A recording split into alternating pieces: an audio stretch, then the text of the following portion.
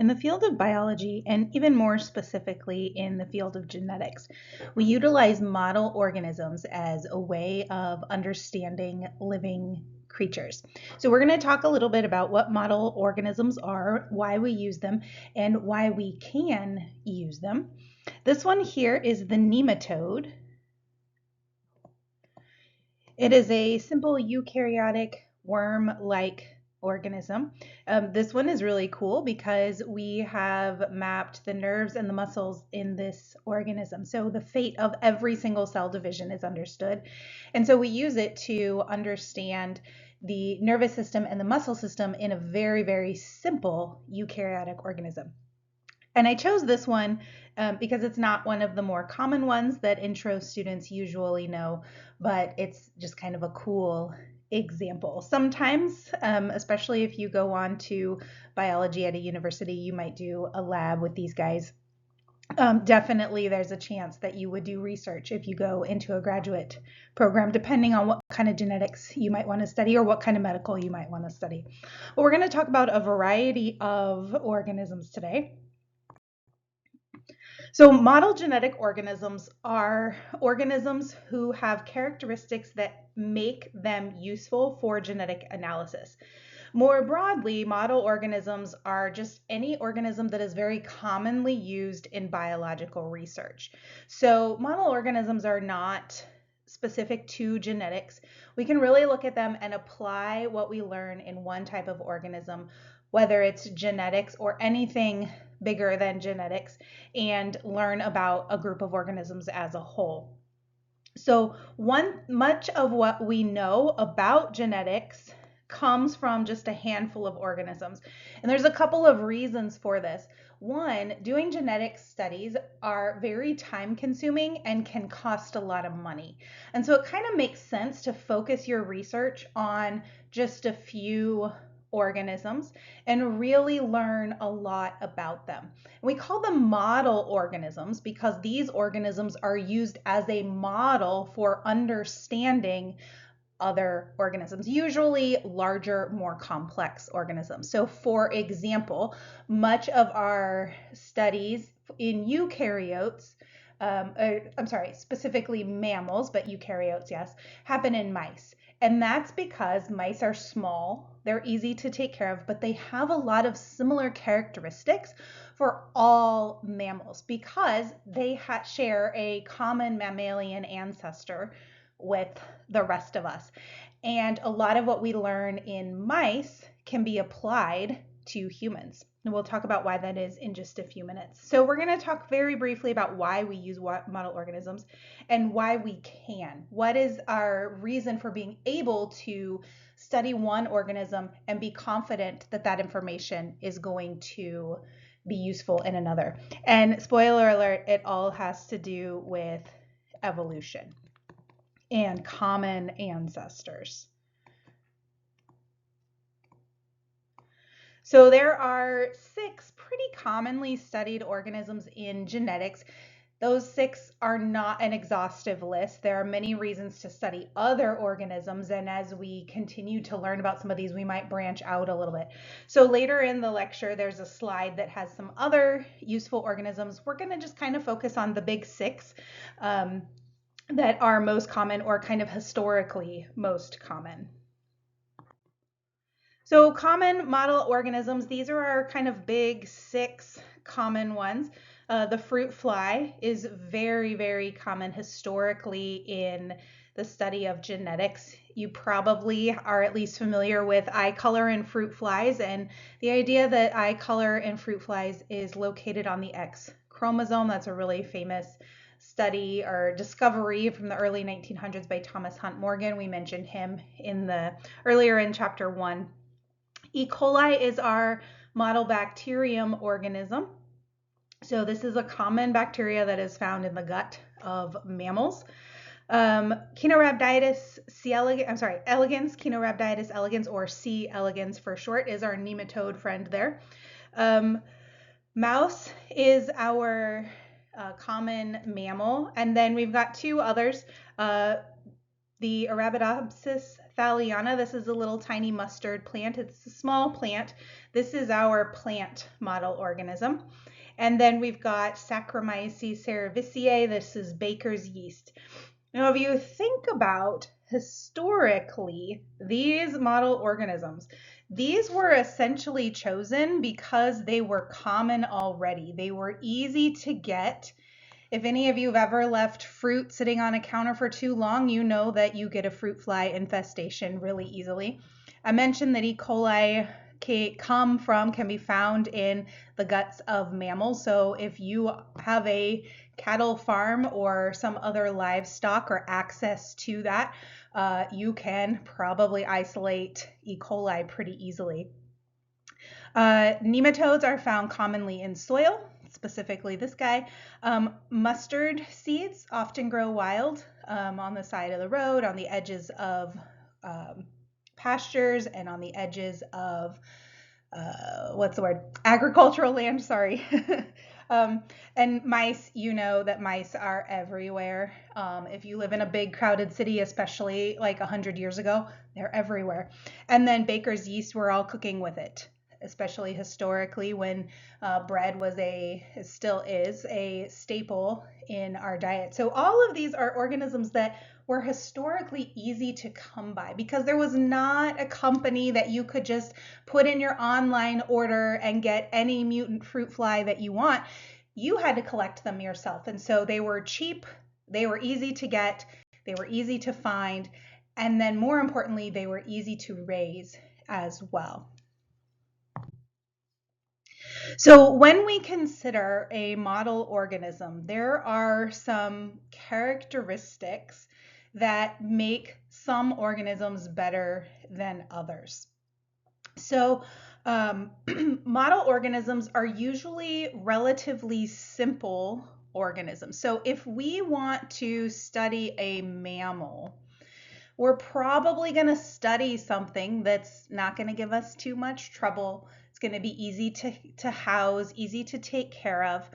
And a mouse is much smaller than humans, but they're very, very similar. So we can use a mouse as sort of our simple version of ourselves. Are they identical? Absolutely not. But do they share characteristics? Absolutely. These organisms also have a short generation time. So this is basically their reproductive cycle.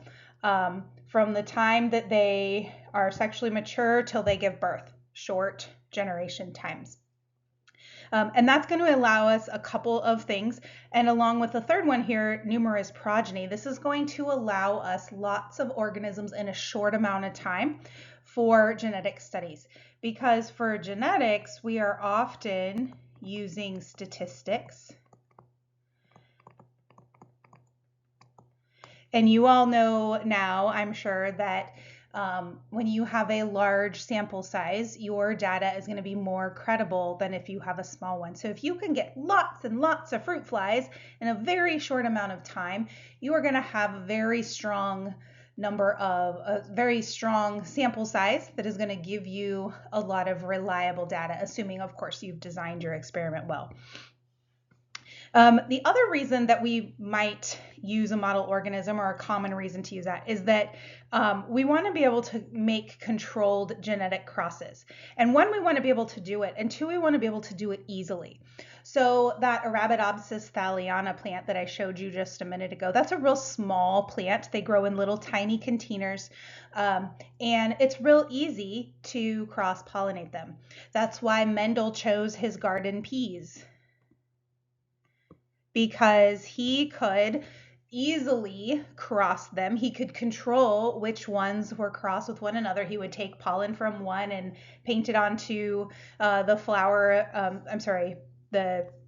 female reproductive parts, the sepal of another plant, and he could know which one specifically he crossed. With many larger organisms, we might be able to control their crosses, but they don't necessarily meet these other requirements. You could do this with dogs, you could control their crosses, but you don't get as many progeny and you don't have such a quick generation time. And also then you have to deal with a whole bunch of puppies, and dealing with a whole bunch of mice is probably easier than puppies. So we want ease of genetic crosses and then we want to be able to control them. There's some bit of ethics going on here, and we're going to shy away from that for now.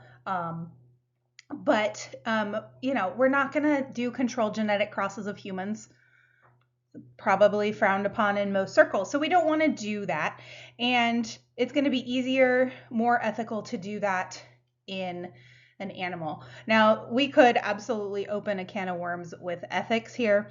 All I'm going to say is that if you are going to learn about living organisms, you have to study living organisms. And so we are going to assume that anything that we do in our class, we're going to work with fruit flies, that we're going to be ethical. We're going to assume that the company that we get them from is ethical. And when you're doing research at a university or any reputable lab, there are regulations governing what you do, how you treat the animals. They're inspected. You are required to take care of them and treat them humanely. We want to be able to grow them or rear them easily in a laboratory environment. Most places don't have huge laboratory facilities, so they want small organisms that they can take care of in that laboratory facility. The next one, availability of numerous genetic variants. This is going to come later. So we've been studying the fruit fly for over about 125 years or so, quite a while. We have tons and tons of mutants. In our very first lab, you're going to see some of those mutants, but that's going to help us when we want to study something specific. It's going to help us understand what something does in one organism. So if we want to learn a little bit about maybe the development of the legs in the fruit flies, we might start with a known fruit fly leg mutant or something, or wing mutant or something, and base our work off of that. And then if we have access to these different mutants, we can also just study them a little bit more easily. And then these guys stay common model organisms because we've already accumulated a wide body of knowledge.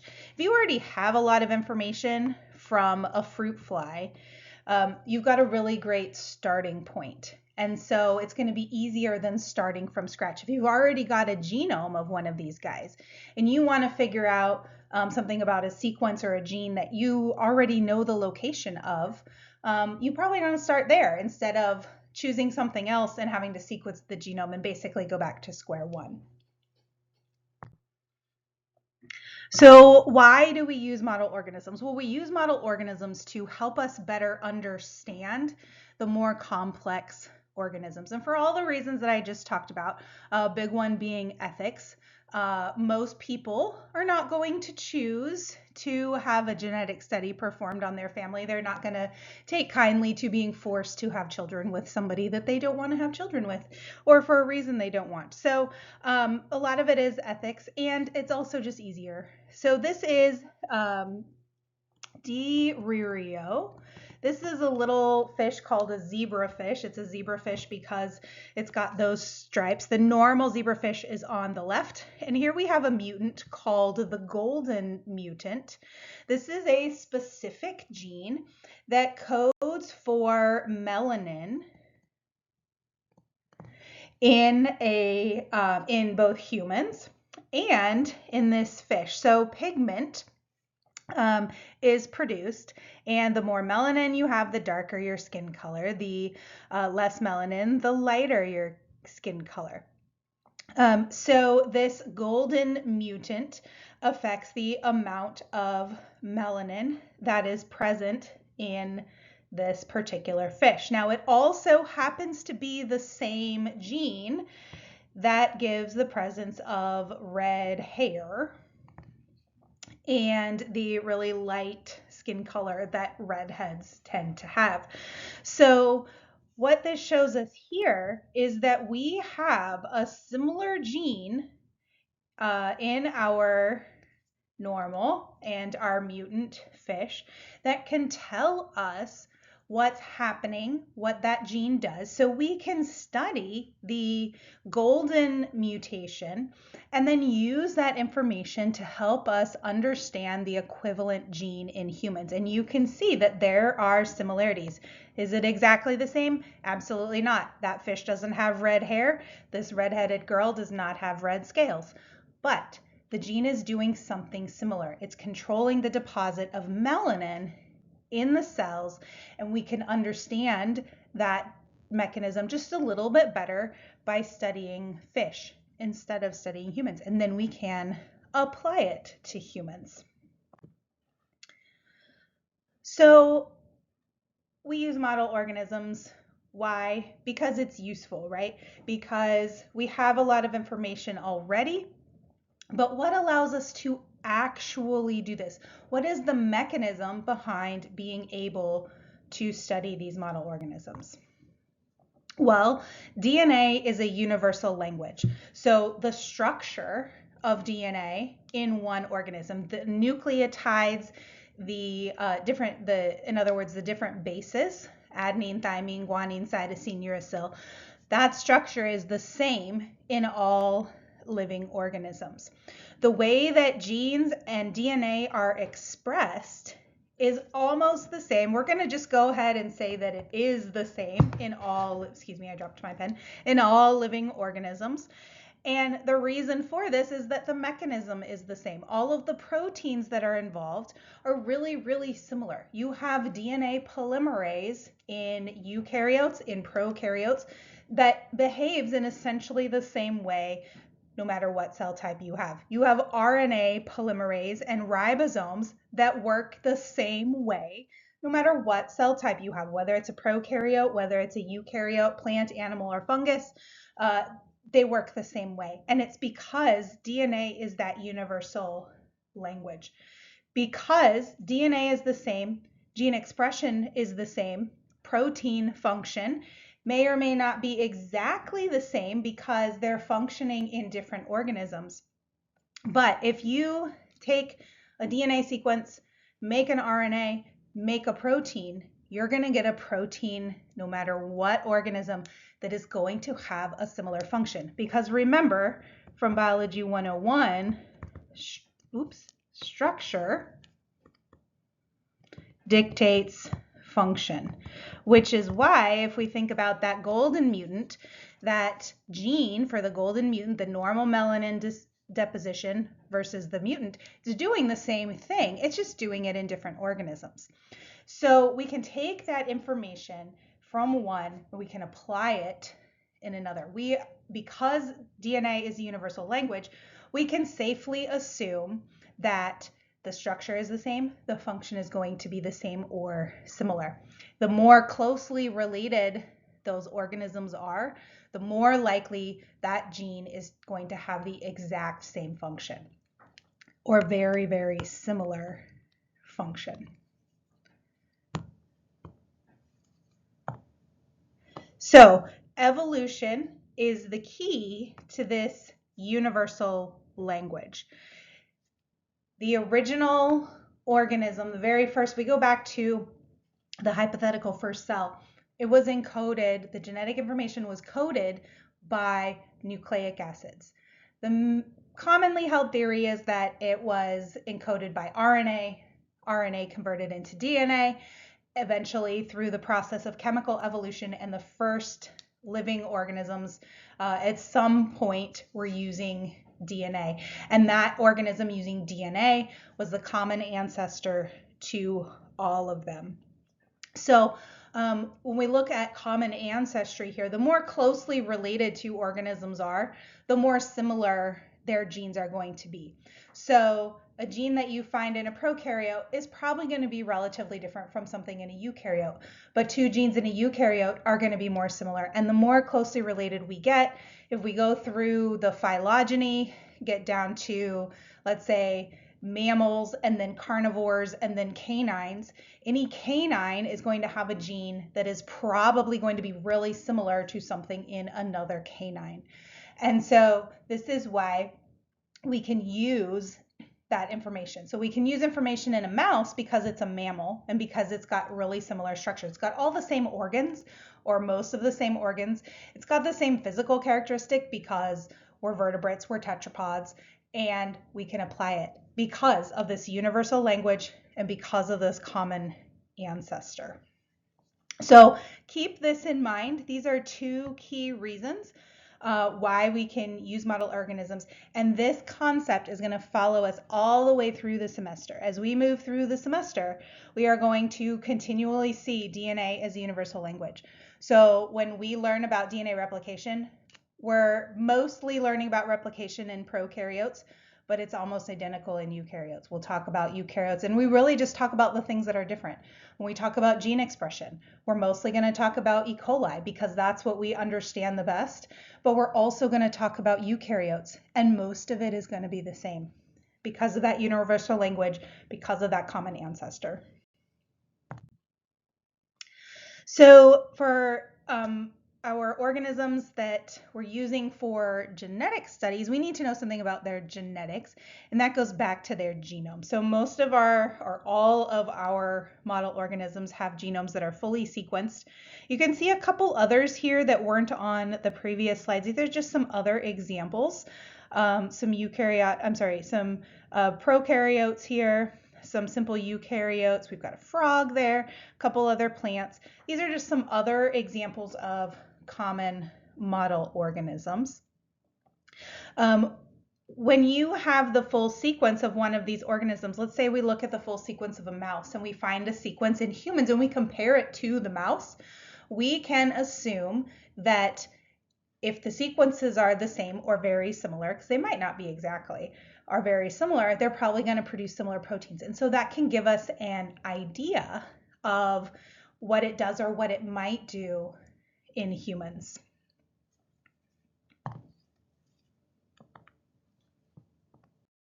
For the next few slides, I'm actually not even going to narrate them. I'm just going to let you write down some notes on them. I'm just going to pause for a few seconds. I'll pronounce the names for you so you know what they are. You will need to know the the key characteristics of each of the 6 model organisms. We're going to come back to some of them as we go through the semester. Here we just have some of the human diseases that we have studied in these other organisms. This is really just informational. Our prokaryotic model organism is Escherichia coli, or E. coli for short. This is going to be our prokaryote, or one of our common prokaryote organisms.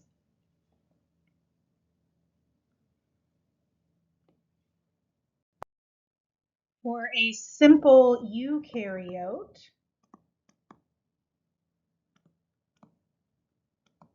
we have Saccharomyces cerevisiae. This is baker's yeast. This is just common yeast that you would get, say, at the grocery store to make your bread.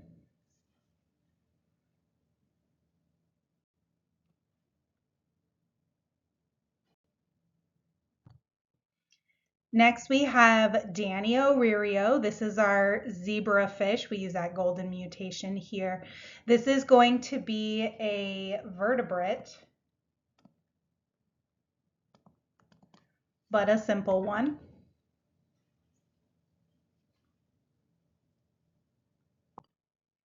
Then we've got Caenorhabditis elegans, or the nematode.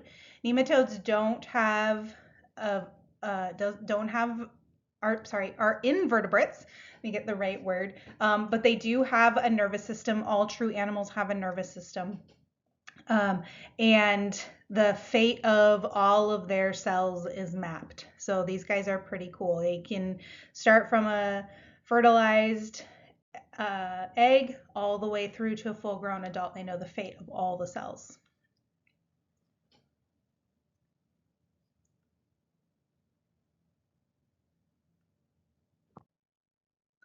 Then we've got the mouse. This is going to be our eukaryote example.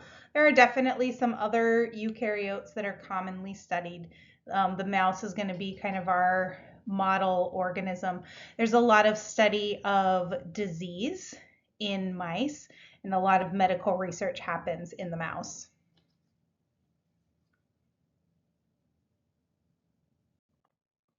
And last but certainly not least, sort of genetics main most famous model organism. This is Drosophila melanogaster. And I see a typo here. This should be a little m. This is our fruit fly. So the fruit fly that you grow on your peaches on the counter in the summer. You've probably seen them. If you look real close, you can see the little red eye. This is going to be our main sort of common mutant study organism. They are animals, so we've learned a lot about animal development. Obviously, they're not vertebrates, they are invertebrates, but we have learned a lot about development and body plans and whatnot, and also chromosomes from the fruit fly.